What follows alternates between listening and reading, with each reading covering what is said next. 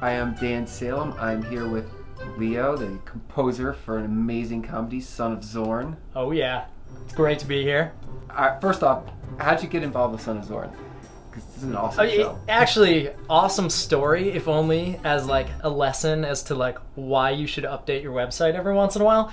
I got an email from the director of the pilot and executive producer of the show, Eric Appel, through my website. It to this day is the only email I've ever received through my website that isn't like porn spam.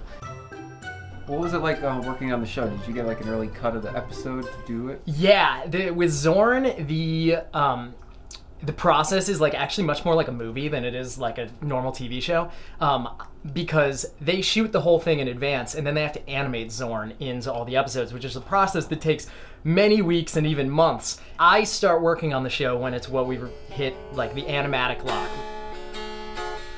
The full episode cut together with like stick figures of Zorn, him standing, him holding a sword. But until you actually see the motion, like it feels very lifeless. Yeah. And also, like it gets substantially funnier each step of the animation. I can imagine. which is then like makes you feel great as you're like working, and it's like getting better and better and better. So is Jason Sudiekis in a motion capture suit or no? No, actually. There. So there's two things going on. There was a stand-in for Zorn who is like I want to say he's 6'7". Okay. Foot-tall comedian who wore a gray suit when they did it, but he wasn't actually in the takes that they would film. Jason is in a vocal booth, usually in New York City.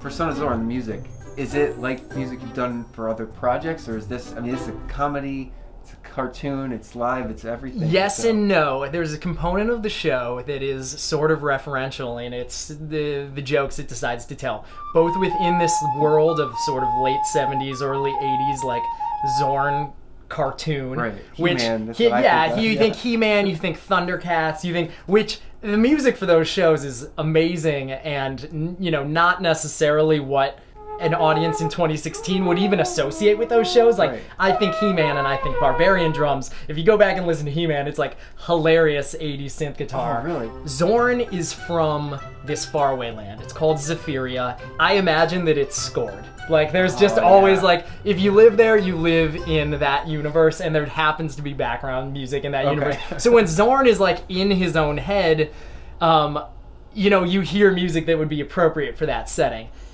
Now, when he's not in his own head, the show is very much just a family comedy that could very well be not animated in any way. How did you first get into the music business? Have you always been playing music? You got a ton of instruments around, or did it like... Did you find it? Did it find you? Maybe both. It's, I mean, as to like why I'm sitting here right now, very much just being in the right place at the right time, again and again and again and again. I mean, that's just like that. But I think that's just like entertainment. Right, that's how it works. Yeah. Like, it's all about you make your own luck, and then when an opportunity presents itself, you like hopefully do a great job, and if someone likes it, that like makes more luck. As for like me and music, I mean, I was like band geek extraordinaire in, you know, high school, junior high, like basically from 5th grade. My main instrument is saxophone. So did you envision yourself doing music? Yeah, I guess when I was like, you know, all of high school, I kind of thought like, yeah, maybe I'm gonna do this, but it was much more like, oh, maybe I'll go study musical theater. I did a lot of theater in high school, or like maybe I'll go study jazz performance. It wasn't until actually like my senior year of high school that I had written any music, and I was like, oh wow, this like, I don't have to like perform, I can just pull all the strings behind, and that's like way more fun. And you know, movies were always like the first love, and then music was like maybe the slightly more mature later love, and then I like went to college and was like, holy shit, I can combine these things, like I can do this together, and that's kind of how I ended up what I'm doing. I listen to like everything, in like even like embarrassing things, like I listen to Taylor Swift every day at the gym, every day. Like, I don't know, it's great. It's great workout music. It's great workout music.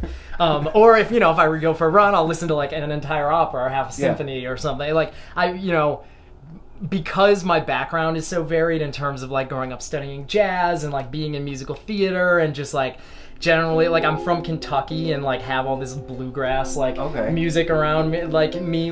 Is there anybody in the industry that you look up to, you've been dying to work with, that You want to give like a shout out? I'll give a huge shout out to my old boss and mentor, Christoph Beck, who I worked with him for 5 years on a lot of his scores. He basically took me in when he needed an extra assistant and really taught me like everything I know about film scoring. For anyone who's like, who wants to get into film scoring, you should absolutely try to like reach out to like an established composer who is doing a lot of work where you can just like hit the ground running. You'll hear a lot of Zorn flute stabs that are just me going like.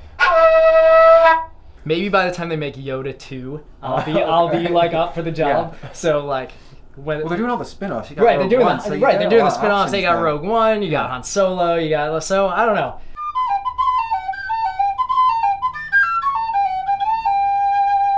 Yeah. I'm very fond of a show I did before Son of Zorn called Big Time in Hollywood, Florida. Oh, It's this crazy like action comedy show on Comedy Central that not enough people watched, but it's very funny if you have 3.5 hours of your time. Like, go binge it. Like, you will love it. You know, if you like spin by my apartment at like 7 p.m. on a typical weeknight, I'm probably just sitting in here like playing Irish music by myself. Okay. It's great. Yeah. so that's your biggest hobby, Irish music? No, I mean, no. if I am not working on music, I try to get out of this room. I try to get. I'm a gym nut. Like I love just like being active. I would vastly prefer to just like escape and get fresh air and like sweat. You got any final words for our audience here? Absolutely. Just tune in on Sunday nights. Son of Zorn. It's on Fox. It's on Hulu. It's on the Fox website the next day. Set your DVR. Don't care how you do it. Just watch it. Yes, very funny stuff. Comment below. Leave us questions for this guy. Tweet at him. At Leo Birenberg. At Leo Birenberg. Right on the screen there. That's me. All right, this is great. Thank you. Thank you very much.